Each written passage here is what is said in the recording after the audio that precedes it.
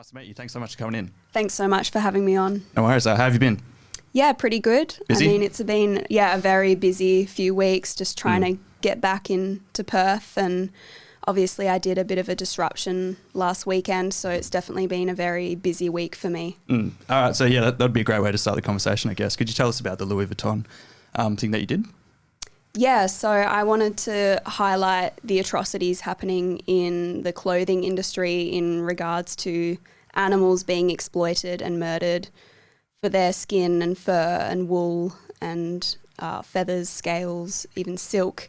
So I decided to do a disruption in Louis Vuitton to call them out on the animal abuse that they're profiting from.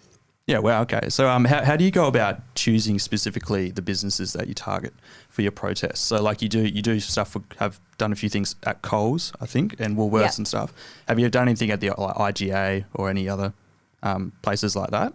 I've done a couple of smaller protests in IGA, but I usually try and target the bigger businesses, the more popular and mainstream ones, just because that's where, a majority of consumers are coming through. So I do try and, choose, the more popular places.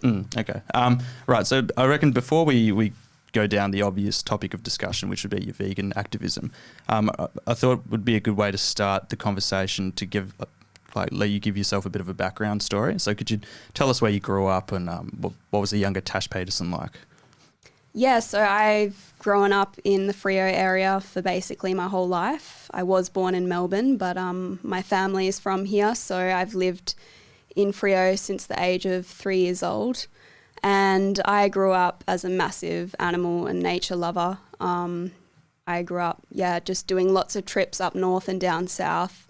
I had a specific passion for marine life. I was just a massive ocean lover. I remember countless occasions as a very young child swimming with dolphins and literally going out kilometres to swim with them. Like I just had no fear and just a very deep connection to nature and the environment. I wanted to become a marine biologist. That was sort of my childhood dream. And I ended up doing a degree in outdoor recreation, which I found to be just an incredible degree. I guess it sort of had that aspect of like environmental stuff, but actually enjoying the outdoors as well, because I'm a very active person too. So, I've been surfing since I was a kid, always very sporty and outdoorsy. So this was just an amazing degree. And then I sort of set off on a big trip after I finished my degree, traveling alone for almost 6 months. Just hiking and... Whereabouts were you travelling? I've been to 35 countries in total. 35 countries? Wow. Yes, and I did that in the space of a few years. I just had a massive passion for travel. Wow, I 35 headed off. countries. That's crazy. Yeah. My first trip, I started in New Zealand and then went across to Hawaii, the US and Canada. So that was a total of 6 months. And then came back home, worked my arse off. I'm a swim teacher and lifeguard, just smashed out so many hours. And then within several months, I was heading off to Europe and covered 20 countries over there within a few months. Wow. And then the year after, I went to the Caribbean and all of South America.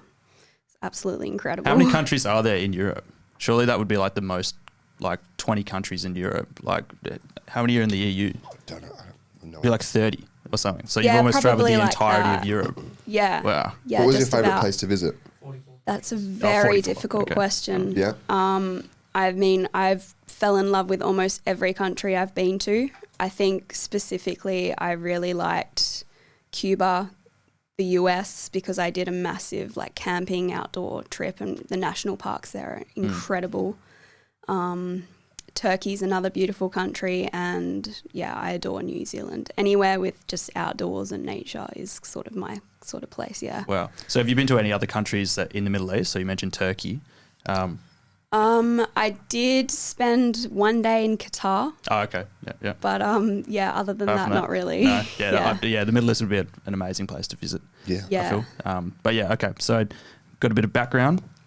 Was there a pivotal moment in your life where you decided that you wanted to become a vegan activist that you can really remember?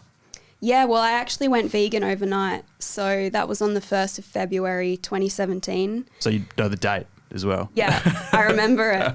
Yeah, wow. That was such a specific date in my mind because it honestly is the best life decision I've ever made. And I watched a documentary called Food Choices, and I just realised that I was completely going against my morals and values. This documentary covered the benefits of eating a plant-based diet, obviously the animal cruelty involved in animal agriculture, as well as the environmental impacts. And originally it was learning the environmental impacts that animal agriculture has on our planet that really clicked with me. And I thought, well, obviously as such a nature-conscious person, why am I contributing to this environmental catastrophe?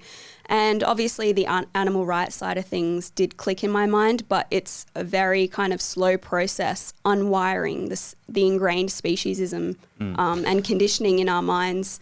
So I guess that was a slower process. And obviously veganism is about animal rights. However, there definitely is that connection with the environment because animal agriculture is the leading cause of species extinction.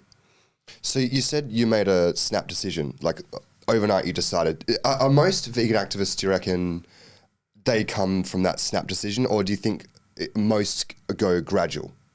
I'd say most, like a majority, probably take that gradual approach. Yep. I definitely have heard countless stories about people having similar experiences to me where it's just snapped in their mind and they've done it overnight or in a very short period of time. But I guess for a majority of people, it seems like a massive lifestyle change. So they would take a more kind of gradual approach to eliminating animal products from their lifestyle. I guess especially like if you decide to transition to becoming a vegan later on in life, after you've spent like years and sometimes decades just having using animal products and eating meat ingrained into your own behaviour and stuff. Because I'm celiac, so I've been celiac since I was like 10 years old.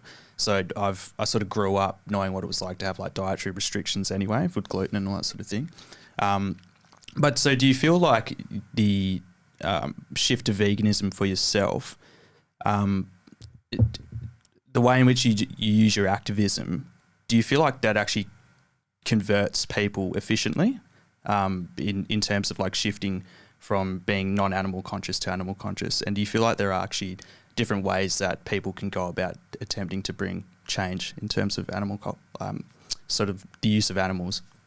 Yeah, definitely. I think my approach to disruptive activism is one of the most effective ways for social change, and history has shown that in the civil rights, women's rights and gay rights movements, activists did disrupt. They shouted and screamed to get their rights. And the reason that is so effective is because it's seen as controversial and outrageous, which is getting the media attention. And you can literally reach millions of people across the globe from one action. For example, I mean, it took me 2 minutes to do a disruption in Louis Vuitton, and I'm seeing media articles across the globe being written about my activism with my message.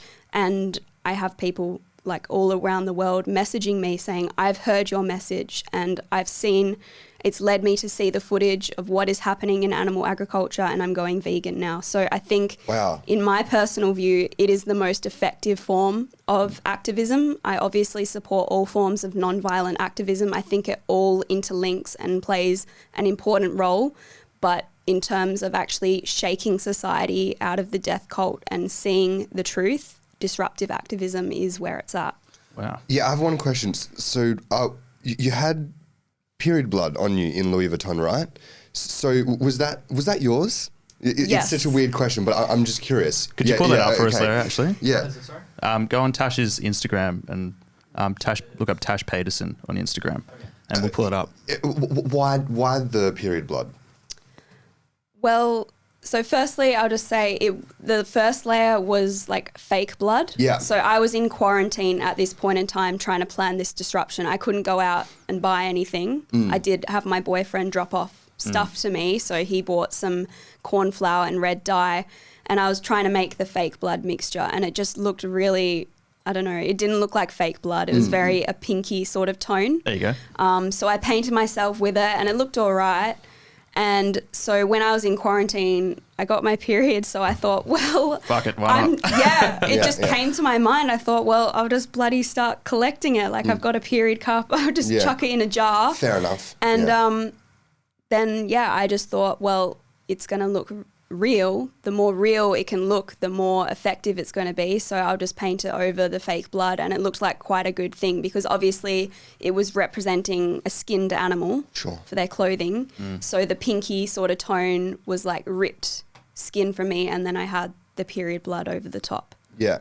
So Louis Vuitton has a lot of animal products. They use skins and stuff like that. Because I thought that was like kind of phasing out people wearing skins and furs. I wouldn't wear a skin and a fur. That's a bit weird. I'm not vegan, but I wouldn't wear a skin and a fur.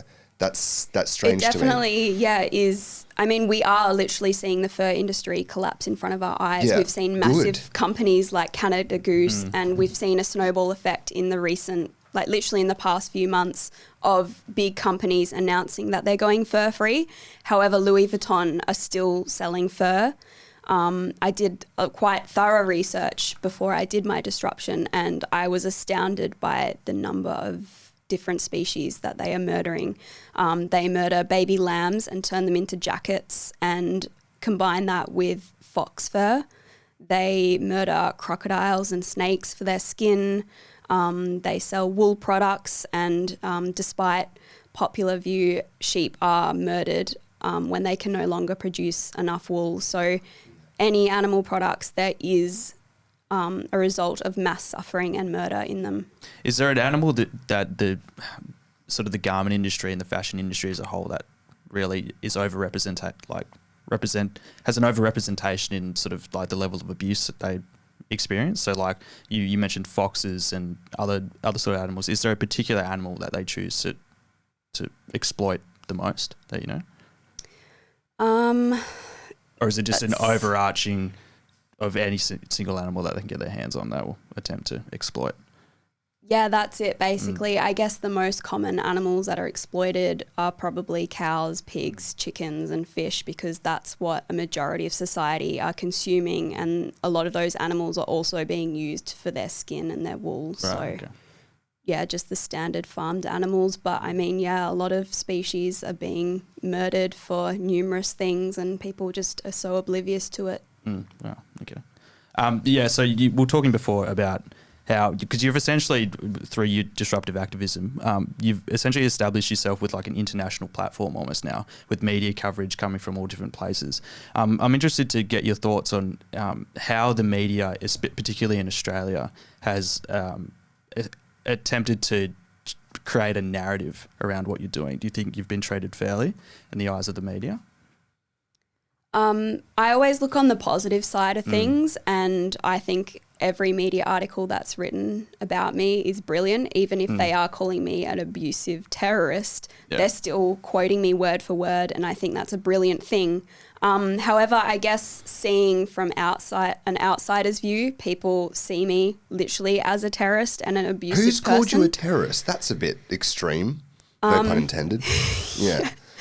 A few people Nice have one. labelled me as a domestic terrorist, and Really? I think some media articles have implied or even used the word terrorism. I can't think of anything specific, but people genuinely do believe that. That's what I am.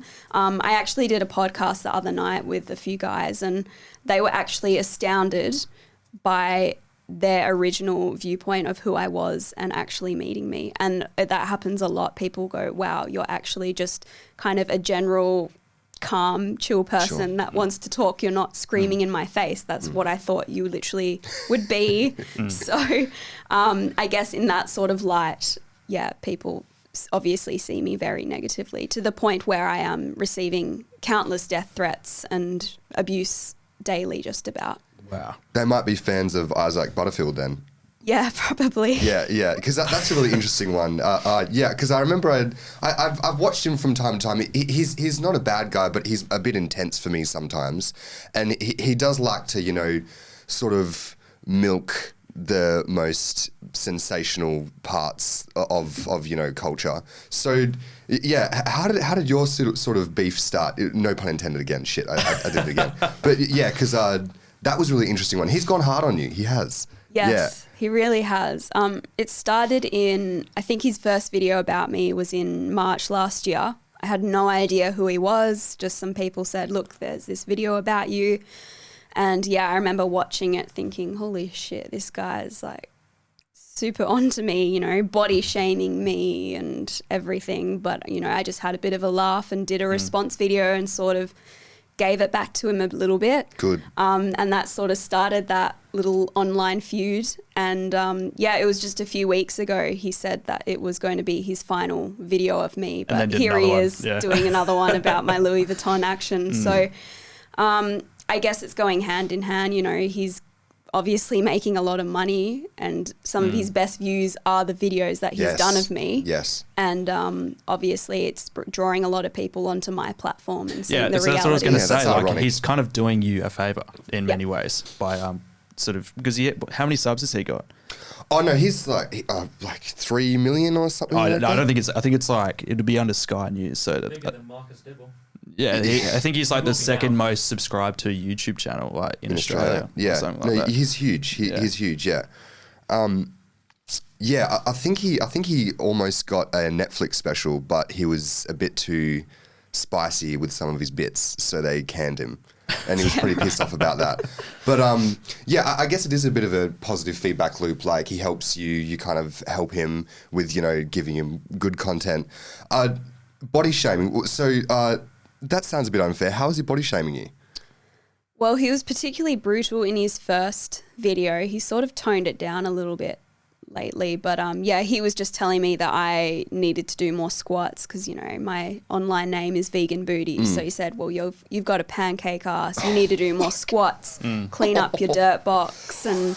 Like, yeah, he was pretty nasty about it, and it's obviously started a whole movement. You know, he's influencing young males to come onto my platform, and all of them are using the same language as him, saying, yeah, you need to do squats, you've got a flat ass, and that's it's a bit brutal. Rude. Yeah. But I bet you've got pretty thick skin. You would have to be, otherwise you'd be in anxious-ridden, a ball on the floor. But yes, so do you reckon that thick skin has enabled you to be able to pursue your style of activism?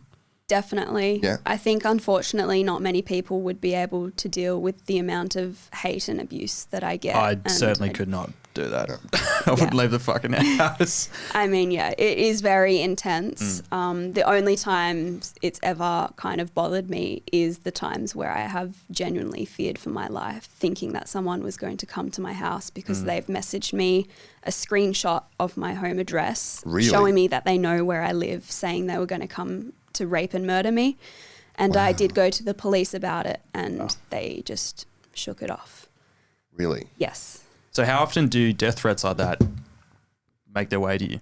Like, is that like an actual common occurrence? It's pretty common. They sort of seem to come in waves. It's really unusual. I guess in the past year, like just over a year now, there's probably been 3 times where I've had a few death threats come through, and I remember it being extremely overwhelming. So yeah, because that's no joke. No. Like it's all fun and games to have like Isaac Butterfield, talk some shit. Like that's kind of meaningless. But then if someone's screenshot somehow finding your home address, that's fucking crazy. That's really intense. Yeah. Shit. Very intense. Yeah, that'd scare me. Jeez. Yeah. Wow. But not only threatening to murder you, but also to like commit violent sexual acts and that's bizarre stuff like that. Jesus. So get off a negative topic. The exclusion from Western Australia is something that I find incredibly interesting because I think if I can remember correctly, you left WA, but you were trying to get back in, but you weren't able to because your good to go pass kept getting denied. So could you give us a bit of a background story on how that all came to be? Yeah, so despite popular belief, I didn't have any intentions on living in Melbourne. It was a pre-planned trip.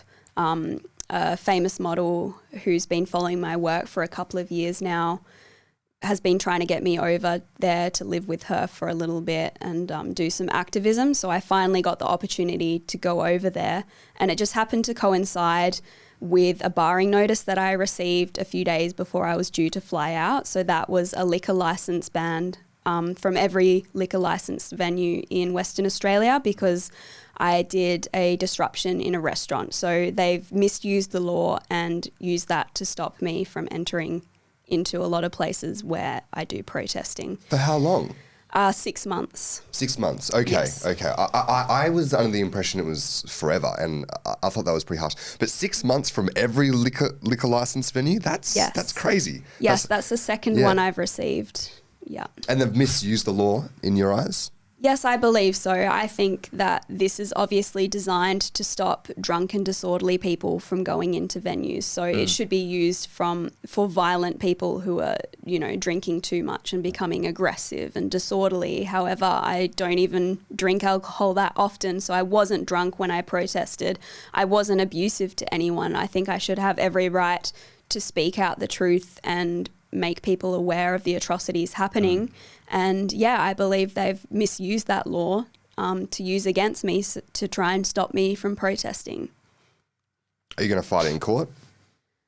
Unfortunately, I only had a month time frame to fight it, and because I was so busy in Melbourne, that time frame's up, so I just have to let it be now. Fair enough. Yeah, so look, I honestly like it because I'm quite conspiratorially minded. That almost seems as if like you can't just have like a bunch of venues go like we don't want to hear, and then once you leave the state, you actually, even though you live here, technically, what do you think went on the inside of things when people were essentially deciding that you weren't allowed to enter back into the state? That you weren't good to go. Yeah, like that doesn't. How does that actually happen? Like. Yeah, well, it's honestly crazy. The police were literally appealing to a media source that used that as an opportunity for me saying, well, guess what, WA, I'm leaving, meaning like I'm going for a little bit, see you later, so I can continue protesting. And the media headlines were implying that I was leaving WA for good because of the barring notice. So the police were using that against me to prevent me from coming back home. Wow. Yeah, that's kind of scary, man. That's such a manipulative way to put the narrative out to people because, most people in WA would probably think that. And like my granddad reads the newspaper a lot and he said to me, that your Vganbooty girl is being kicked out of WA. And I was like, shit, that's pretty intense. But it's not true. That's interesting. Exactly. It's very interesting. Yeah. It is. And I can't believe the police were actually using that as a reasoning to not let me back into the state, despite all the legal documentation that I provided to prove that I am still a resident of Western Australia. And he just wrote this massive paragraph for his reasoning why I couldn't come back in. And it just sounded like a huge personal rant because he put in uppercase letters, rejected as a WA resident because she announced she was leaving WA. And I just couldn't believe it when I was reading this. It was actually insane. What's that called when you say defect? That's the word. You're like defecting from Western Australia essentially. Yeah, wow, that's crazy, which is obviously like an extremely scary thing, right? So like in this country, you sort of have the belief that you have the right to sort of protest and use your voice for social justice issues. But the fact that, and your case proves the point that there are high powers at play. Oh, definitely. And oil and gas and farming, I won't say which media company, but it rhymes with Slevin, has ties to the meat industry and the oil and gas industry. Like the people who own it have massive amounts of money hedged in these industries. So they're kind of, motivated to go against people like you and especially like climate activists as well, So it's interesting, but I think you folks are probably winning. I think more people than ever right now are vegan and more people than ever. Like I would have never eaten a vegetarian meal or let alone a vegan meal 2 years ago.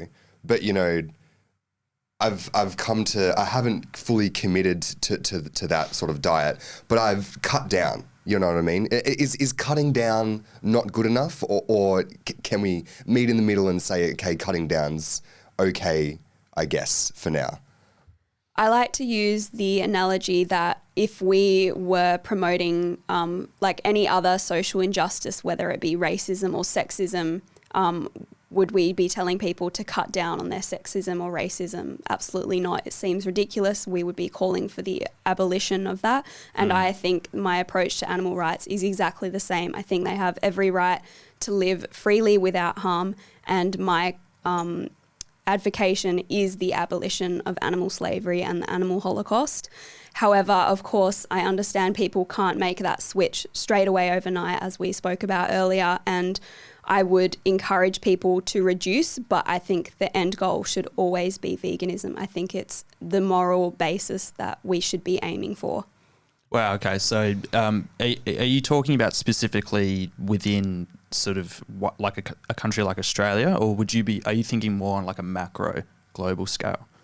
I'm thinking on a global scale for sure. Obviously, there are some Indigenous communities that literally require animal flesh for their survival. So I guess those sort of circumstances are an exception. However, if you're in a situation where you have access to plant-based foods, which a majority of people do. Especially in the first world. Yes. Yeah. Yes, exactly. Wow, okay. Yeah, because obviously in third world countries, like in Afghanistan being a hot topic of discussion at the moment, like the people who live there, they treat their goats and their cattle and have more respect for the life of their animals than they do for human beings, which is interesting because they require them to live off for meat and for agriculture and milk. So what would you say to places like that if like they have absolutely no option but to use animals to survive? Yeah, if there's no other option and they don't have access to the plant-based foods, then I would definitely say, well, you have to do what you have to do for your survival. Okay. Well, this is really interesting because I've been tied into the whole media narrative, but like it sounds like you're actually not such a hardcore sort of voice that you're saying like no matter what, abolition is what we need. But you're actually willing to say stuff like that, which I think is really interesting. Yeah, nuance, great way to put it to the argument. So what do you reckon realistically, how does the transition from a non-vegan society to a vegan society look like in a first world? Are there any like sort of coming from like a political perspective, any policies that you would actually recommend for politicians to start advocating for, and methods by which we can go about doing that more efficiently? Well, I'm definitely more focused on consumerism with my protesting, hence why I'm going into businesses to try and target consumers. So on a politics level, I'm not entirely sure. My main goal is, to get to the consumers and obviously supply and demand take place, and hopefully the decrease of the consumption of animal products, meaning there will be less animals forcibly bred into existence to be used for their flesh and secretions, and hopefully an increase in the demand for plant-based products. And I think we're definitely already, as you said, seeing that slow change, and I think it's just going to be a very gradual process. However, I think we're going to see some huge changes in the next hopefully decade or so, especially with the climate crisis, because animal agriculture is the leading cause of climate change. Sure, and especially with the dairy industry, apparently it's not a good time to be a dairy farmer right now because you kind of don't make a profit at all. So that's a clear, sign that a lot of people are moving away from these products. Which is kind of a good thing because they are carcinogenic. They are, like pasteurized milk and all that sort of thing. Yeah. Like it is one of a high cause of breast cancer, I think. Could you fact check this for us? I'm pretty sure it is. I believe it increases the chance of breast cancer by almost 50%. Yeah, and bowel cancer and stuff like that. Yeah. Okay. But when you think about it, it is the breast milk from another species. So why are humans consuming it? Surely it's detrimental to our bodies. And I think, the dairy industry is going to be one of the next industries to disappear, as you said. Probably will be. I think it's one of the most violent industries on this planet. Cows are forcibly impregnated and raped to produce breast milk, and when they give birth, their babies are often immediately taken away from them, and the male calves are murdered just days to weeks old because they don't produce breast milk. It is a very violent and horrific industry, and there's absolutely no need to be breastfeeding as an adult, let alone taking another species' breast milk. Wow. Well, I was going to say, so this is obviously, it's pretty hard to come up with a great argument against veganism because it always sort of does boil down to the morality of it all. But take this for an example, though. I'd just like to get your thoughts on this. If you were to, say, raise an animal completely humanely, they were free to do whatever they want for the entirety of their lifespan. They weren't subjugated to what you were talking about, like the raping, to impregnate like cows to produce more milk and all of these things that sound absolutely horrible. Yeah, they do. Would you be okay with an animal living its entirety of its life, and then when it reaches the end of its life being killed humanely and used for meat? No, I disagree because they're still being used for their bodies, and I don't think there's any humane way to kill somebody. I think when you really think about it, humane and murder are complete contradictions. Oxymorons. It is an oxymoron, exactly. And I think whenever we sort of come to these sort of what if situations, just replace that animal with a human and you can see how immoral it is. Even a dog, breeding dogs into existence, living a good life and then taking their life away from them just to consume their bodies. I think it's completely immoral. So Leah's just pulled up a thing. Cows are forcibly raped, calves deliberately orphaned to produce milk. Wow. Pretty shocking stuff. Jeez. Yeah, well, every time I have this discussion around veganism, it's because I've been brought up eating meat and using animal products. But one thing that sort of really shocked me with what you talk about is how vegan penises work better than non-vegan penises. Could you describe or explain like the reason? Could you expand on that? Yeah. Yeah, there's definitely science strongly suggesting that they do. Eating animal flesh is the leading cause of erectile dysfunction because humanity's biggest killer is heart disease, and animal products are directly contributing to that because of their high saturated fat and cholesterol content. And one of the first signs of heart disease is erectile dysfunction. So eating a whole food plant-based diet is the only diet known to prevent and reverse disease, and there's significantly less saturated fat in plant-based foods and I believe no cholesterol at all. Wow. So what would you say to the people who were like, vegans don't get enough protein because they don't eat enough meat? Do you feel like that's like a really large misconception that people sort of Definitely all these misconceptions are perpetuated by the meat, dairy and egg industries because they're particularly threatened and they don't want to lose consumerism. So that is a complete myth. In fact, plants are the only thing that synthesizes and creates protein. So the reason people are getting protein from animal flesh is because those animals are eating plants. Wow. Yeah, that is interesting. You can get every single nutrient that the human body requires from a whole food plant-based diet. Yeah, it's really interesting with the dairy industry as well because I think 99% of Australians or people in the West grew up with milk's good for your bones. Milk's good for your bones. And this brings up the question of marketing. Yeah, right? exactly. Yes. It's so weird that so many people have that misconception that milk's good for your bones, and like it was given to school kids for free to like, I guess you could say, get them hooked on the product, and it isn't at all. I felt lied to. I was like, oh my god, how could they get away with this for so long? Exactly. Yeah. And ironically, cow's breast milk actually leaches the calcium from your bones and causes osteoporosis. What? Yeah. So this is the power of propaganda in these industries. Osteoporosis. Yeah. Does milk? Sorry, can you say that again? So milk leaches the calcium from your bones, and it's one of the leading causes of osteoporosis. I didn't know that. Osteoporosis. That's fucking crazy. Wow. Because as I said, our bodies are not designed to be consuming breast milk as an adult or breast milk from another species. Think about all the hormones that breast milk is designed for, to grow a baby calf into a huge cow. This shouldn't be going into our bodies at all. It's very detrimental. So dairy foods leach calcium from bones. Where's this from? dairy.com.au. So scientific research does not support theories that dairy foods leach calcium from bones. What website is this though? This is the dairy industry. Matters. I wouldn't follow this research. It's .com as well. You never trust .com. I definitely recommend looking at nutritionfacts.org. Okay. There's not even any numbers. It's just science. like scientific evidence says this. It's true. Which that's actually an interesting point. So in terms of like overfishing is another thing. Like you have all of these really massive fishing companies who I forgot what the organization's called, that they all form like a coalition to prevent overfishing. But they're all, the whole coalition is essentially funded by the fishing industry. So they say that they do sustainable fishing, but like the entire organization by which that's judged on is made up of the same people who are judging themselves.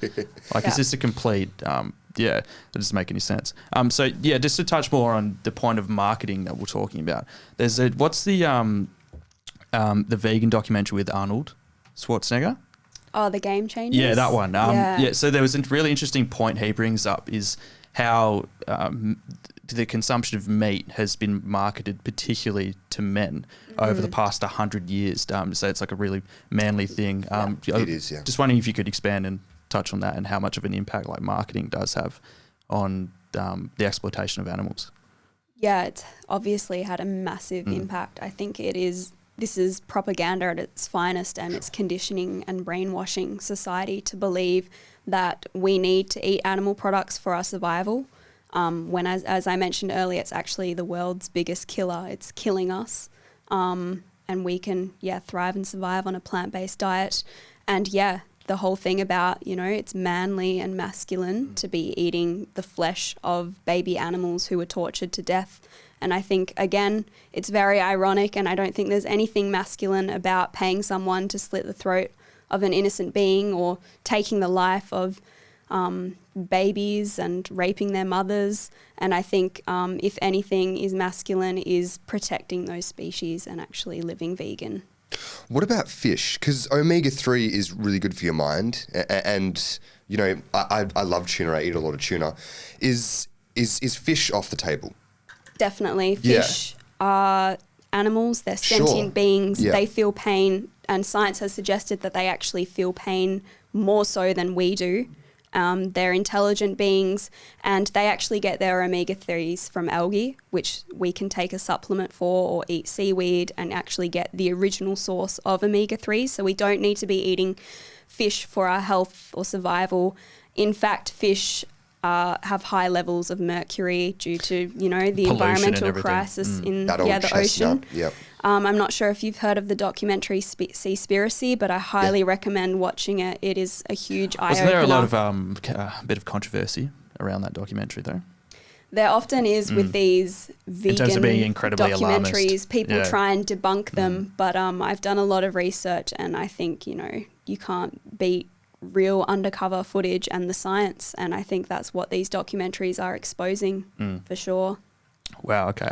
An interesting question I've always had is like, because veganism sort of gets thrown into the very sort of left-wing, progressive sort of political discussion. How does a vegan be for the rights of animals, but also sort of talk about being pro-choice for many things? So for many women, like the right to an abortion, the right to do what they want with their bodies. How does, for the people out there, because there are a lot of people like that, how do you conduct yourself as a vegan but also be pro-choice at the same time?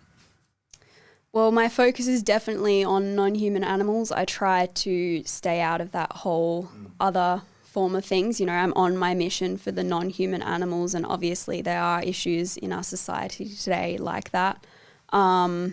I personally don't know what my stance is on abortion. Like, obviously it seems like a horrible thing, to have to do. But if someone has an unwanted pregnancy for whatever reason, they may have been raped or whatever, I think they should have the right to do what they want, as horrible as it seems. So, I'm just really unsure of my full stance on those sort of things, to be honest. That's probably a great answer. It's weird. It's kind of weird to have a stance, like believe in either way. It's a huge grey area. It's a huge grey area. Yeah. But then, like, taking a calf away from its mum, there isn't really, even like some of the biggest carnivores on earth couldn't really justify that. There couldn't really be a grey area argument for that, you know? But yeah, that's why I have been, you know, reducing. Have you been reducing, Zac, or are you still a carnivore up to the T? I can confidently say I have reduced the amount of meat I've eaten over the last probably 5 years, but I still do eat a lot of meat. And it's only ever since I think you and I have become, because the circles that Shaquille hangs around in are very progressive. Yeah, they can be. I first met you doing interviews for an old media company I used to run called The Q, no relation to QAnon. Thank God. Exactly, thank God. But yeah, that was pretty fun, because originally I went out there to just, you know, make some content, but then, you know, starting to talk to people like James Warden and Katrina, you find out some things. You're like, okay, shit, like there's some truth in here. These people aren't crazy like the media portrays them. Do you think that the media, has any media been on your side, or do you think most of it has been against you? Because my whole goal, you know, going out and interviewing you folks was to get to the truth. It wasn't to, you know, debunk you. It was to hear your side. And I don't think the media goes and stands there with a microphone and goes, hang on, like, let's give you a second to just, you know, back up what you're saying. They just go, oh, look, she ran across the oval at Optus Stadium. Like, I forgot you did that, she's an idiot. You know what I mean? I remember watching that on TV. Yeah.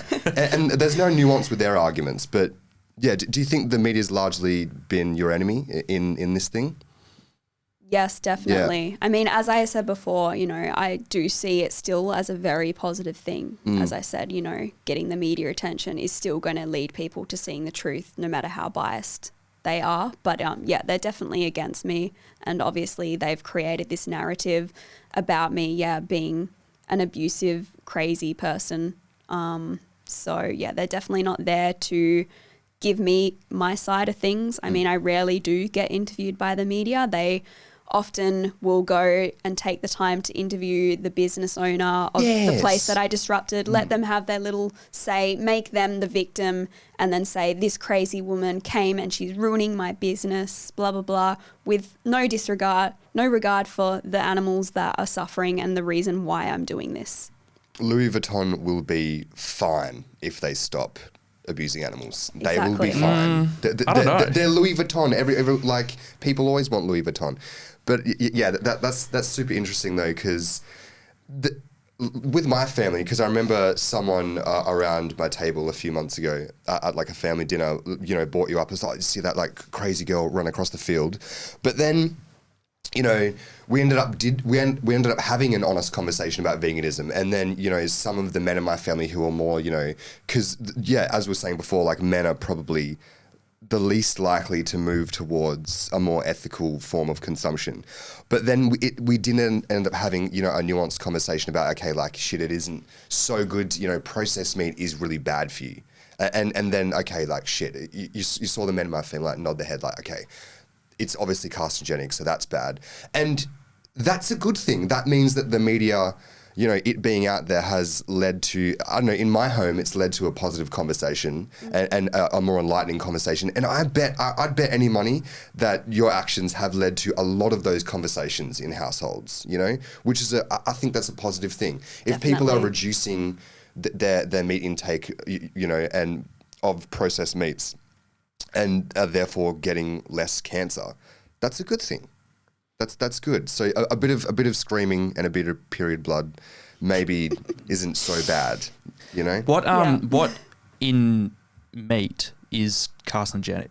So from my understanding, there's something in like processed meats in ham and like bacon called nitrate, I believe. You can buy like nitrate-free bacon and ham and all that. So it's meant to be a bit healthy for you. But do you know the science behind what causes cancer when you choose to increase the intake of your meat? I don't recall exactly, but I think the consumption of any animal products releases a particular hormone or something that increases the the risk of cancer. Right, okay. But I definitely recommend finding that information on nutritionfacts.org. Go on It to really Nutrition explains Facts it. for us, Leah, and do some hunting for us. Yeah, that's interesting. To continue the discussion on the media, OnlyFans.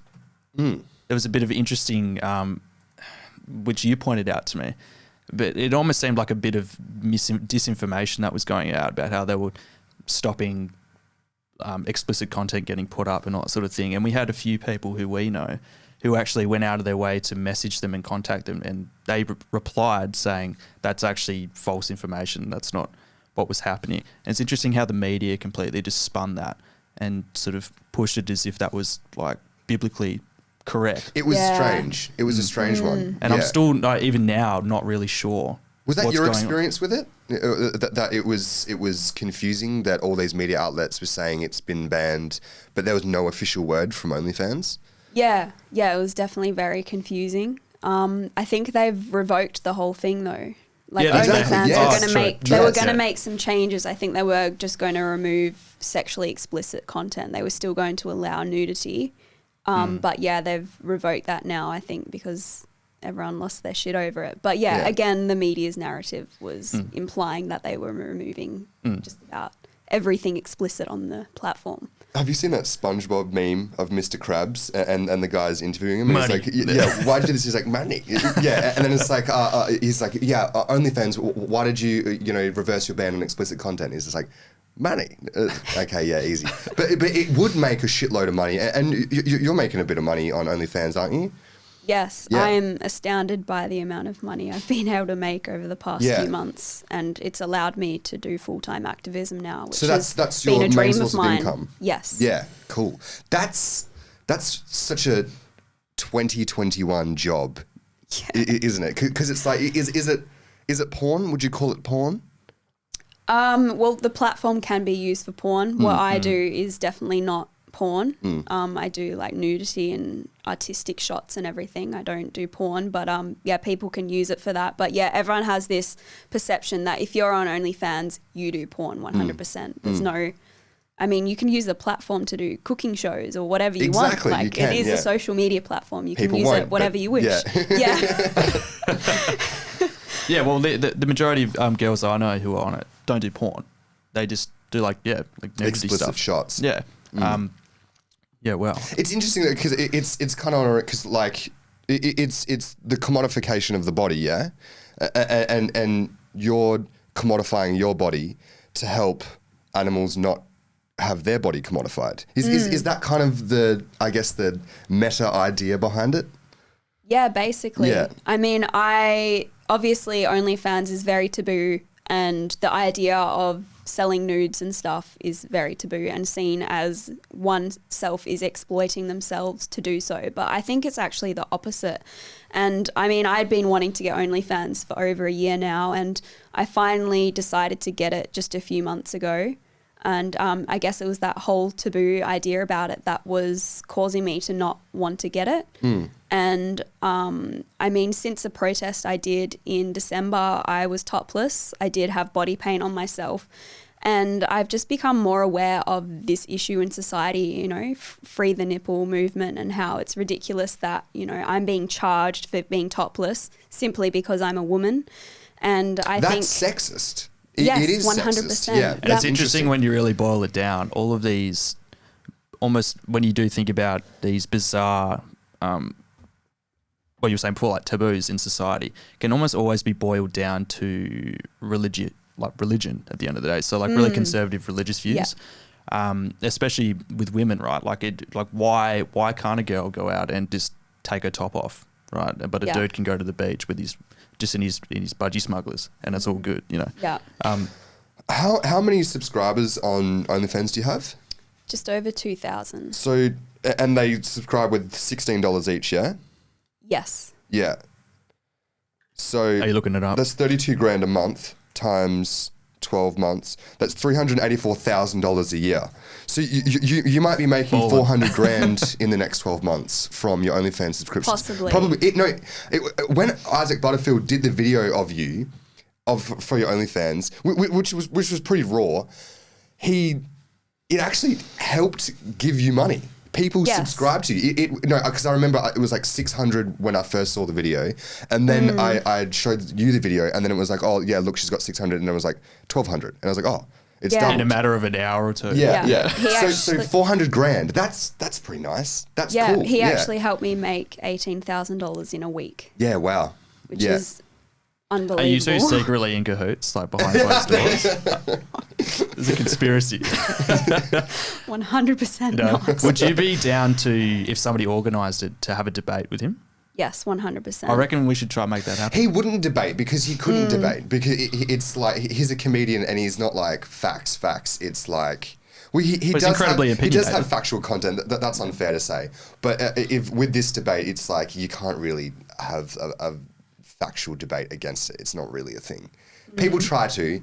They try to, but yeah, he wouldn't debate you. No, there's no way. But it would be cool if we tried. Yes. Yeah. So what do you, if you don't mind me asking, because it's your money, like your body, your subscribers, like that's your personal shit. But like, what are you going to use the money for primarily? Because like, man, 400 grand a year is more money than most people will earn in their lives. In a year. That's amazing. So like, what are you going to buy a house? Are you going to invest it into vegan activism and vegan organizations? Is that an outlet? The main purpose of getting it was to support me as a full-time activist, so I could leave my everyday jobs and just focus on animal rights 100%. So that's the main reason of the income. However, I never imagined to be earning this much. Like I still can't believe it, and I haven't really taken that thought into what am I going to do with this money at the moment. I'm just saving it, and I want to spend every dollar that I have to help me on my mission as an animal rights activist. So it's definitely going to help you when borders open up and people vaccinate. You'll be able to travel the world with this money and transfer, your vegan... because you would have connections with vegan activists all around the world, right? Yes. Yeah. And to a cop, by definition, that is kind of like a terrorist organization because it's like not calling you a terrorist, but like it is... Well, you need to use violence, right? For a political reason to be a violence. terrorist. So it's not violence. Screaming could be considered violence, I guess, in some sort of senses, but you're not hurting anyone.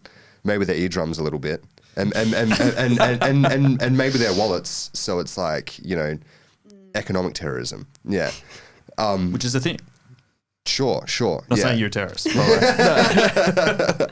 Yeah, but do you have plans? Are you going to go travel the world and link up with other vegan activists to turn it into like a more of a forceful movement? Is that going to be a plan in the future? That's definitely what I would like to do. I guess the only thing kind of stopping me is the whole COVID thing. I don't want to have to take the vaccine for animal rights reasons and my own bodily autonomy. Yeah. So that's the only thing is what is the future going to be? I'm the same with you. I don't want to have to take the vaccine, but I know in the future because it's from the animals.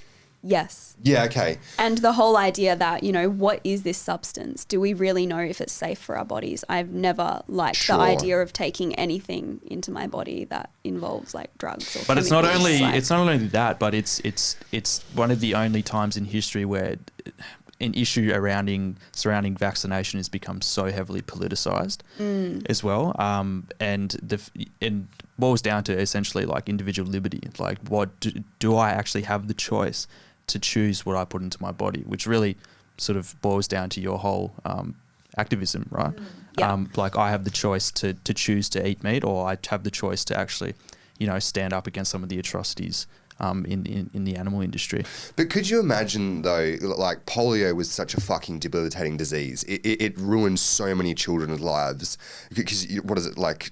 Shut down your lower spinal cord and take out your legs. I'm pretty sure that's what polio does, right? So it leaves you bedridden. And thank God polio doesn't exist anymore. But that's come from a vaccine, And it's like if polio was COVID, would people be like, yeah, I'd rather be in a wheelchair probably than take the vaccine? I probably wouldn't, I probably would take the vaccine to stop myself getting polio. But like, you're kind of right. Like, what is this substance? We don't really know. We're having scientists say, oh yeah, like it does take a decade roughly to actually make a vaccine, but this one's better. It's not like that. Yeah, so it's dodgy. It's So do vaccines get tested on animals? Yes. Is that what you're saying? Yes. Wow, I didn't know that. How does that happen? This is something that I want to look into a lot more thoroughly because I don't have enough knowledge. All I know is that, animals have been tested for vaccines and a lot of forms of medication, and they go through horrific processes, obviously, testing on these beings. So they're subjugated to torture and a lot of them die in the process. But that's kind of all I know at this point in time. But I really want to look into specifically the animal exploitation involved in the COVID vaccines. What's this, Leo? What animals experience how the illness develops, what affects it? It's just this on testing of vaccines and stuff. Keep going down. Keep going.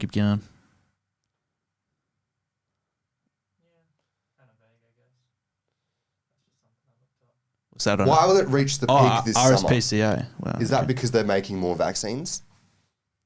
Yeah, no idea. So if you donate, are you donating to them fighting vaccine use? Is that what's going to happen? A long and complex process with a number of stages. But pull that down. Don't worry about it. The medication ones are a weird one because I never really thought about that before, needing to...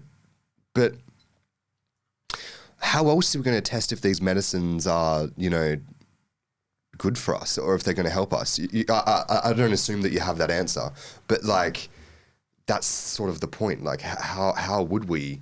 Because we need medicines, we need medication as a species to survive, But if we can't test them, then how do we know they're not going to fuck us up?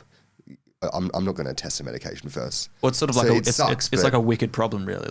No matter the decision, there's going to probably lead to some level of exploitation. Yeah, exploitation on something.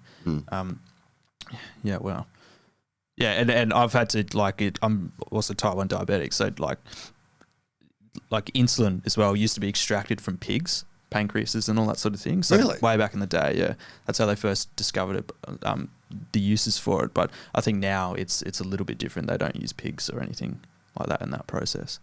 They just do they artificially create the insulin? Yeah, they artificially make it now. Yeah. Well, and that's kind of like an argument to support your side as well as we have come far as a species and we don't need to exploit animals to survive anymore. Before, when we were still hunter-gatherers, we kind of did need to skin animals, otherwise we'd fucking die. But, is that kind of maybe an argument, for speciesism, is that we've come so far as a species, so we, maybe have the right to use these animals because we're so developed? Or is that an argument against it in your eyes? I think it's an argument against it. So obviously I have no doubt that animal products played a huge role in our survival. However, I think our evolution. Yeah. I think it's time for us to evolve because, as I said, we can thrive and survive on a plant-based diet, and there's absolutely no need to cause harm to someone else's suffering and take someone else's life away from them just because they're of another species. And I think, the animal rights movement is a fast-growing movement, and we don't need to be doing this anymore. And I guess, obviously we are superior in intelligence, but why does that give us the right to subjugate animals to such mass amounts of suffering and murder? Sure. Yeah. You've got an action plan for later today, don't you? Can you tell us a bit about what could be happening? I can't give away too much information, but basically we're going to be doing a protest to highlight some footage that some undercover activists have taken in the surroundings of Perth in multiple egg facilities. So we have been exposing free-range eggs, which actually is not free-range at all. Again, another marketing lie. Yeah. Caged eggs. Could you explain that for the people listening? Sure. So we have this idea that free range means animals living in green pastures and very open spaces and living happy, healthy lives. However, there's actually no legal framework as to what the term free range means. So you'll find a majority of so-called free range animals are still living in confined sheds where they don't see the sunlight until they're on a truck on their way to their murder. And they're living in abhorrent and filthy conditions. And I've seen this firsthand myself across Western Australia. Yeah, it's strange because it's clear that the egg industry did have a bit of a PR crisis a few years ago because they obviously got around in a meeting. They said, okay, vegans have kind of fucked us over here. They've kind of put us in a corner with this, cage thing. So why don't we invent the term cage free? Yeah. And maybe they're in like a box now, and there's like the same size 20 thing, but it's a centimeters more box. space. Yeah. Or is it open to interpretation? It's just a bigger cage. Exactly. That's all it is. And like, that's a pretty fucked up existence, putting an animal in a little box and they like literally can't move. They're covered in their own shit and piss. Like that's pretty horrible. Yeah. And you've seen this for yourself going into warehouses and such? Yes. Yeah. So is that breaking and entering? Not trying to, okay. Yes. All right, yeah. And breaking the law, sometimes, because, Well, no, it would be, do you guys go to the extent of breaking, which is a crime, or do you just go to the extent of trespassing? Because there's like a legal difference there. So trespass isn't a crime, it's a tort. But breaking and entering, so actually forcibly breaking into a place, is a crime. Is that something that you guys actually do? Or you just go onto properties and you just protest and that's it? A bit of both, to be honest. There are many undercover activists that actually are breaking in to expose footage. And there are other activists doing that other sort of thing, just like trespassing and protesting, yeah. Wow, so have you got a crack hot legal team? Probably gonna fucking need one soon, man. Jesus Christ. So have you ever been? I'm not sure. Sorry, I can't remember if you answered this question before, but have you ever been to court for your activism? Yes, I have. I'm due to go to court twice this year, and I actually had the police at my door yesterday, and I've been charged again for the Louis Vuitton action. Wow. And I was charged for the football field run. What did you get charged with the Louis Vuitton thing? Disorderly behaviour. Not public nudity? No. Yeah, okay, that's interesting. Disorderly behaviour. Yeah, disorderly behaviour is such a grey area one as well. It's like you were being annoying. Disorderly. Yeah, exactly. Like, what kind of shit is that? That's interesting, yeah. But yeah, I've been charged disorderly for the other topless protests that I did. So I think they're definitely using the nudity to get me for disorderly, because I haven't been charged disorderly for any other protest that I've done exactly the same except clothed. So they're definitely using the topless thing against me. And I actually had the state security police at my door yesterday. So that's something I was interested in going to ask you about. So what was that conversation like? Was it intimidating? Not at all, actually. They were actually very nice officers and they were sort of just, going through everything with me. But I think someone higher up has obviously sent the state security team to come after me. They haven't dealt with me before as an intimidation tactic. Yeah. Wow. Yeah, I've spoken to the state security before because I was at an action one time that the socialists did. They stormed Linda Reynolds' office over in summer in Perth. And then, they're weird because they're clearly trained to be quite intimidating. They sort of come over with their bum bags and stand over you and they're like, what's your name? And it's like, fucking... John. Yeah, exactly. Yeah. Just take me away, please. Yeah. But... Yeah, that's kind of, they are, it's really strange because they are the final frontier to change. They're I might sound, super extremist right now, but they are the protectors of the system, and they will be the ones to have to defend it because it would suck. Yeah, being at climate protests and stuff, it would kind of suck being a cop. Because if you believed in the cause, because you're the one trying to protect the system against change. If you think to about uphold it, the status quo in many ways. Exactly. Like when there was when Duke and Gorge happened, when Rio Tinto was it Rio Tinto blew up Duke and Gorge? Yeah, Rio Tinto. Yeah. So many cops protecting the doors, and it's like, are you acting as like their protectors, or like that you're supposed to protect the community, not big business. But you know, whatever. I guess it's how it goes. Some of those people can get pretty wild though. So exactly. And what were we going to do? Storm in their offices and shit on their desks? Exactly. It's Well, I mean, given the opportunity, funny, I'm sure people would. Probably. Yeah. It'd be really interesting if your Louis Vuitton, escapade started a bit of a trend and other people started doing it in other Louis Vuitton stores around the world. Has anyone else, do you think, been inspired by you? And do you reckon they have plans to keep going against Louis Vuitton? Because I think, that could be an effective tactic. Yeah, well, I know in the US for years now, there's been a lot of activists really honing in on the fur industry, going into places like Louis Vuitton and Canada Goose. And as I mentioned earlier, we're seeing the fur industry collapse because of those disruptive actions. And I think that's a perfect example of how disruptive activism is so important. Like, these companies are sick of activists coming in and calling them out for animal abuse. So that's why they're announcing they're going fur free. I know my actions definitely have inspired many people to become animal rights activists. I think a lot of people fear going to my level though. There definitely are other activists out there doing it, but I think in numbers it's quite minimal. So at least, I've inspired other people to at least voice up and get involved in some form of activism. But not only get involved with activism, but also just to continue whether or not somebody decides to become a vegan or not. Now that like what you're doing and what other people are doing, actually putting the conversation at the forefront of even like political discussion, which is obviously incredibly important. You touched on like women's rights, like the right to vote, like the right to like for Aboriginal Australians, but also African Americans. Like we wouldn't have the rights, equal rights of people if people weren't doing what you're doing. Yeah, essentially. exactly.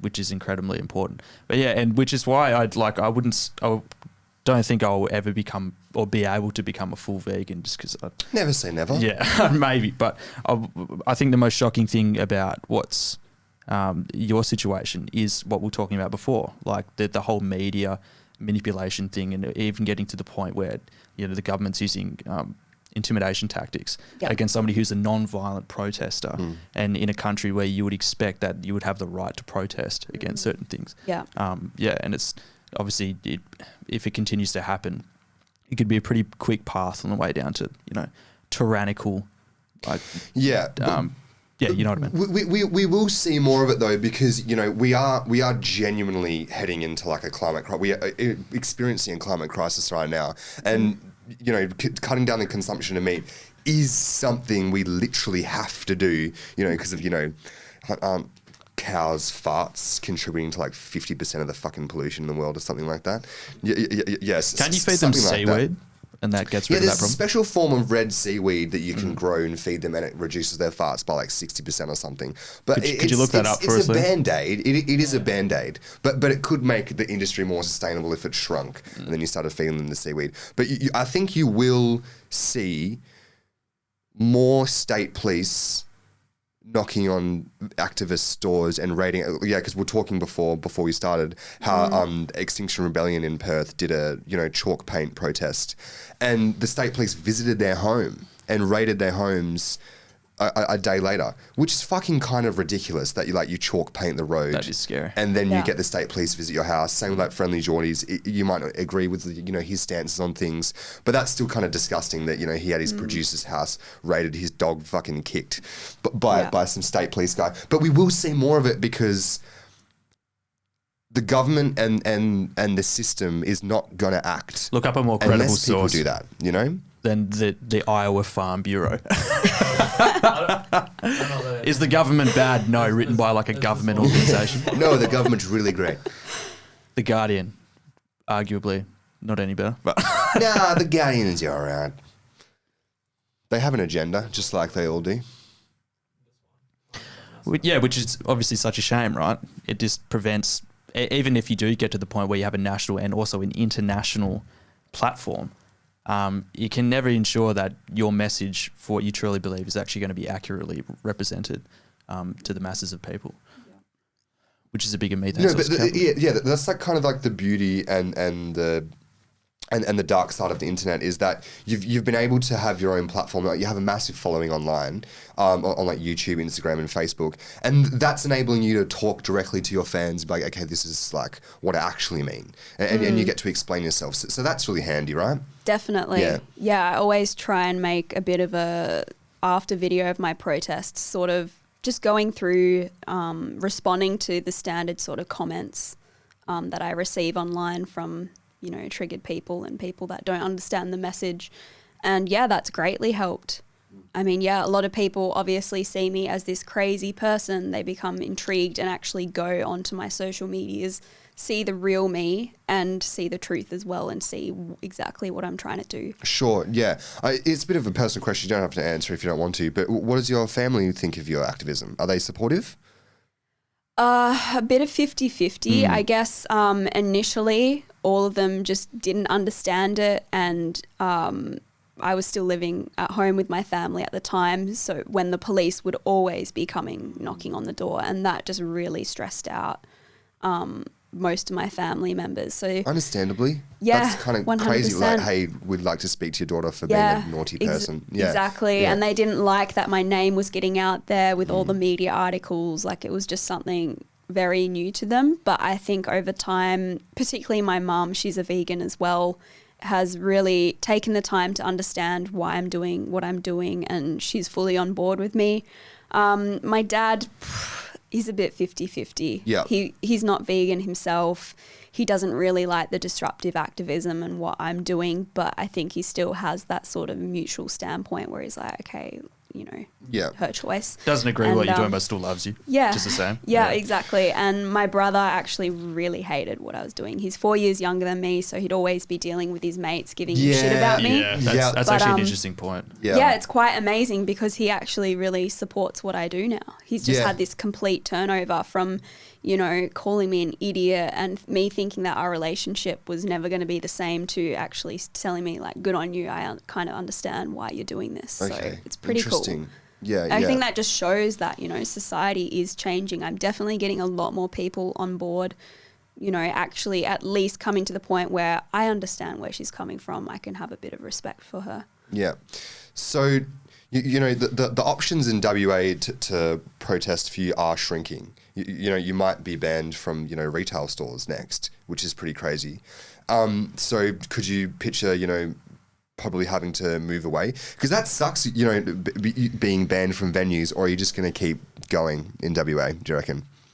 Oh, it's such a hard decision. Like, yeah, Western Australia in particular is just so hefty with the consequences compared to other states. I mean, it was so refreshing being in Melbourne and getting along with the police and not dealing with any of this.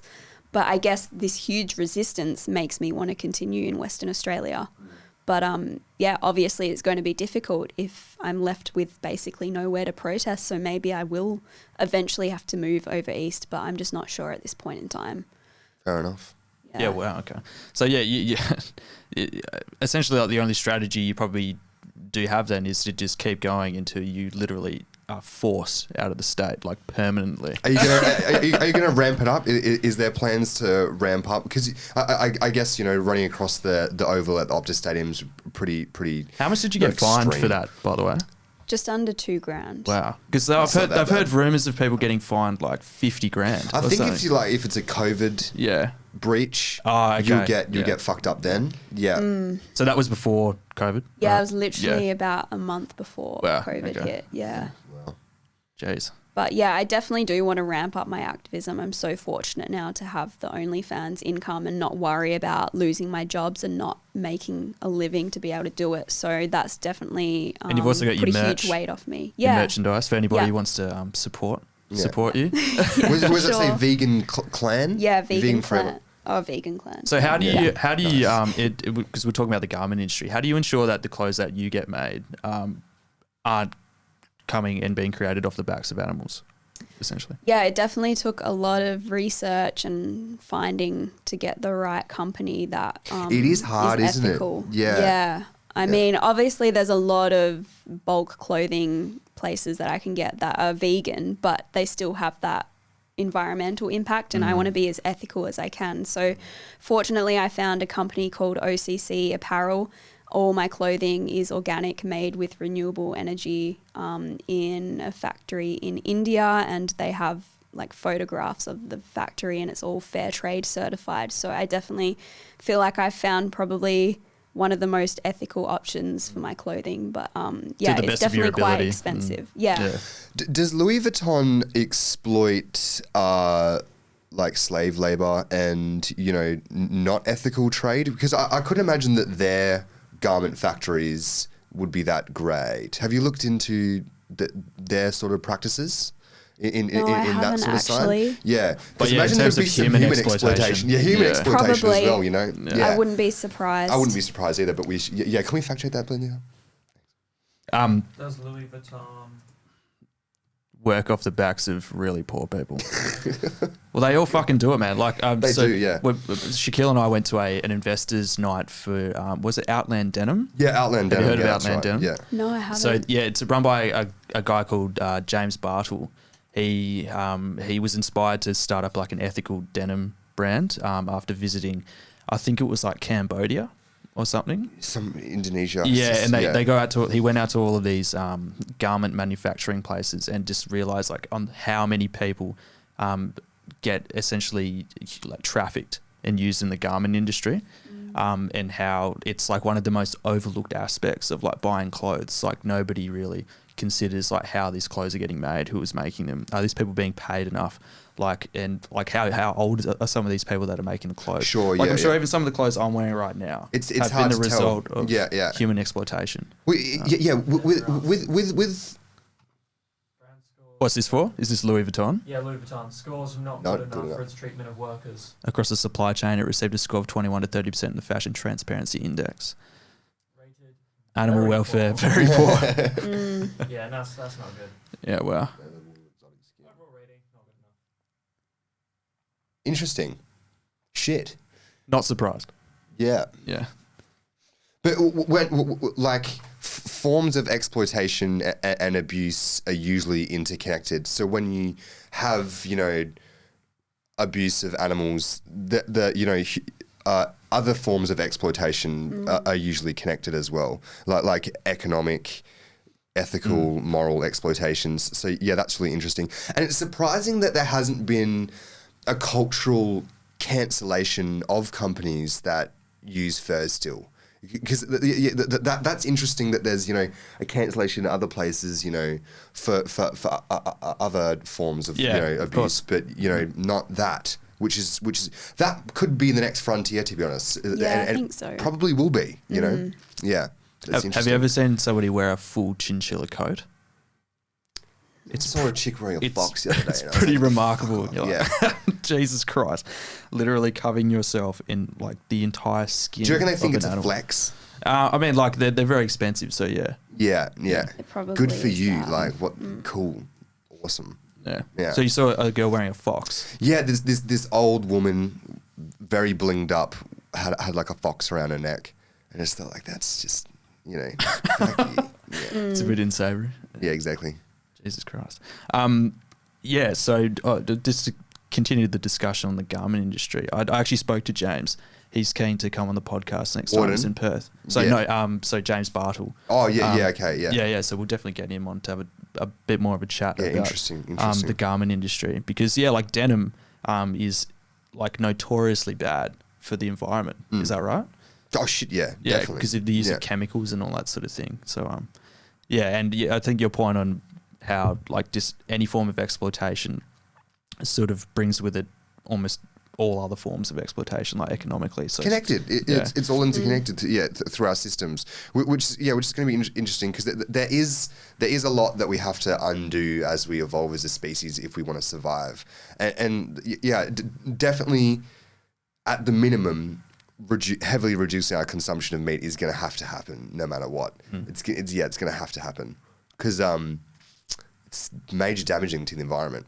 Major, yeah. Like you still do kill, You still do kill like some sort of birds and insects through the plant agriculture, right? Like yes, that's still a thing. Unfortunately, there still is that impact. But there's this misconception that crop kill is more significant and vegans are actually contributing to more deaths. But people completely disregard the fact that a majority of crops grown are to feed farmed animals. So crop kill is a non-vegan problem. You can reduce an enormous amount of suffering by living vegan. Well, if the world went vegan tomorrow, you'd probably have like a lot of people stop feeding their animals and they would die. So especially like third world countries. So you'd have like a lot of suffering that way, and you probably wouldn't see a lot of cows and chickens if people were vegan. You know, so that species would probably disappear largely. Why would you keep a cow? Animals, that are used for agriculture. Yeah, why would you have a cow? That's an interesting point, actually. Yeah, but I mean, like people have like chickens as pets and all that sort of thing. For eggs. For eggs, true. Good point. I think these animals should not be bred into existence to live a life of suffering and be brutally murdered. And all these animals have been genetically manipulated, so they're suffering in one way or another. For example, chickens bred for their meat, they're actually slaughtered at just 6 weeks old, but they're freaking massive because they're just pumped and genetically modified. I think I've seen photos of chickens who can't even like hold themselves up. Yeah, exactly. That's what happens. They grow so much they can't even stand on their 2 feet. Yeah, so these animals are suffering. They should not be living at all. They should not be bred into existence. Okay, so if I was to like, you know, save a chicken from a farm and have it live in my house with a bunch of its chicken friends, and I would cuddle the chicken and I'd watch TV with the chicken and whatever the fuck, and then it laid an egg sometimes and I ate the egg. Is that wrong? Because it's naturally going to pop out the egg anyway, right? So like, and eggs, you know. Yeah, but you would be preventing the egg from turning into a. That happens anyway, man. Not all eggs turn into chickens. I thought they were genetically modified to like not hatch into a little hatchling. Well, I think they've genetically modified them to like pump out a lot of eggs, and they obviously can't, you know, roost them all or whatever the fuck you call it. So, you know, but if that damage has already been done, why can't we, you know, utilize the damage that's already been done and keep them as pets and have their eggs if they're going to be popping out the eggs anyway? From a vegan standpoint, taking something from someone else is immoral, and chickens actually rely on eating their own eggs for their nutrients. Basically, a chicken laying an egg is the equivalent to a human female giving birth. So it's a huge process. It's very tiring. They use up a lot of energy for it, and they actually, rely on eating their own eggs to gain nutrients. And science has found that chickens actually severely suffer from their eggs being taken away from them. Yeah, it would be psychologically traumatizing. It definitely would. Yeah, no, because it's a sad thing. I think I watched this document. I'm not sure what it was, but like I saw like a cow crying because it like had been like missing its child, and then some farmer was like, oh no, like they're an idiot, so they forget the next day that their kid's been taken away anyway. And I was like, that's not like a consolation that they're an idiot, so they'll forget. Well, that's interesting, like because like you, especially as a human, like in your earlier stages of development, things can happen to you that lead to trauma, but you can't necessarily remember in your conscious mind. No. So like before the age of 6, like if you're like abused or something like that, you might not necessarily remember it explicitly. But it stains you. Yeah, of course. Yeah, and it impacts you psychologically. Yeah. And like there's definitely the thing where eating animals that have been abused and have gone through a lot of trauma probably is like more unhealthy for you to eat that sort of meat that carries that sort of, you know, because when you feel stress as you know an organic being, you release chemicals and that sort of, you know, flavors which I think is behind the reasoning behind like halal like meat as well. So like which comes from Islamic culture. It's essentially like you make sure that the animal is calm and, you know, relax before you kill it, because apparently, like if, from what you're saying, like if the animal is stressed out before you kill it, it ruins the meat, essentially. So, and that's a bit of an awkward one. Like in some cases, your cause does conflict with religious, you know, ceremonies and traditions. So is there a way to, you know, reconcile with that conflict? No, I believe tradition and religion is no excuse for animal abuse, and it should be phased out. I mean, if we look at other, for example, like female genital mutilation in some traditions, they're justifying that, well, that's our culture and our tradition, but we would obviously say, well, that's immoral because that's resulting in someone else's suffering. That tradition should not be used as an excuse to continue inflicting suffering upon someone else. And I think it's exactly the same with non-human animals. Yeah, it's strange with that one because then you have like, you know, the Taliban the other day. What religion are they again? I'm such an idiot for Islamic. Yeah. But it's a different branch of it. But they view it as immoral that, you know, women don't cover their heads when they walk around, and immoral when people listen to music. So, like, your argument that, like, it's immoral is their argument back to us for you know, to argue against things that we do. So it's like the same argument clashing heads, but it's just like we prefer... their one isn't backed by science. So you could say that it's, you know, an outdated argument. That's a great point. Like, where do you actually draw the morality from at the end of the day? Like, so somebody who's practices religion would say that they draw all their morality and their values off of a book. Right? Congratulations. Yeah. So it's interesting. Yeah, your point on like religious ceremonies and stuff being phased out. I would honestly prefer it if religion as a whole was phased out. Tell us what you really think. Well, I mean, like we were speaking about this before, like in terms of like free the nipple and all that sort of thing. A lot of traditions, modern traditions, so contemporary traditions that we sort of experience every day, a lot of it can be drawn back to religion. So like marriage is a perfect example, right? Like in monogamous relationships, is it really natural to be with one person for the rest of your life? Sure. Right? And all of these, a vast range of stuff that I can't even pull off the top of my head, how religion actually has a massive impact on our society and draws so many people to conflict with one another. It has had profoundly positive impacts, though. 1,000 years ago, maybe. Yeah. We're still feeling the impact today from the strength that religion, you know, permeated through our society. It's made our culture strong and organized. So there's definitely benefits like that, and it's given people like moral compasses and shit. Okay, I have a question. I think we'll make these one of the final questions. Yeah, sure. What do you reckon? Owning a pet. So like keeping a fish in a bowl by itself, that's kind of weird. You know, you might be feeding it and treating it nice, you know, and giving it, you know, little pebbles and plants and rocks to swim through. Pebbles. but like it is kind of weird to keep a fish in a bowl. If I had to be kept in like a bowl, just like sitting there, that'd be kind of, you know, depressing. Domesticating animals and keeping them in your homes, like keeping a bird in a cage, that's kind of like weird for me, even though like a lot of people do it. What's your stance on that?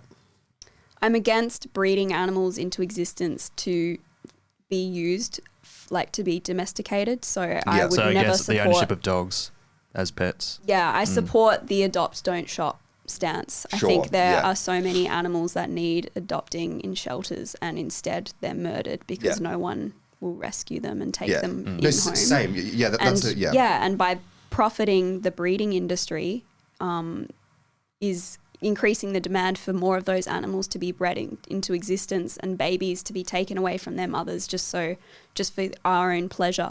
Like and I think that's immoral. And such. Yes. Yeah, that's an interesting point. Yeah, so like instead of why go to a breeder when you can just go to a refuge and actually rescue a dog that needs to be rescued? Yes. Yeah, because if people don't de-sex their cats, cats will, you know, have a good time around the neighborhood, and they'll get pregnant, and then people are like, fuck, we have all these kittens, let's like give them into these places and people can have some cats. So yeah, it's a pretty common thing.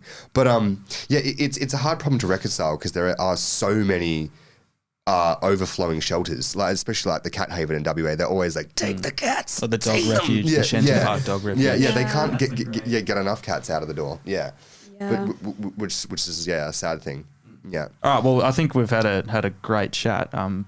Is there anything you wanted to pitch before we wrap it up? Yeah, I guess just one final thing is I highly recommend watching the Australian documentary Dominion. It's free on YouTube, or you can just go to watchdominion.com so you can get a perspective as to what is happening inside the meat, dairy and egg industries, as well as the murder factories. And the great thing about it, it's all Australian footage, and it's very recent footage as well.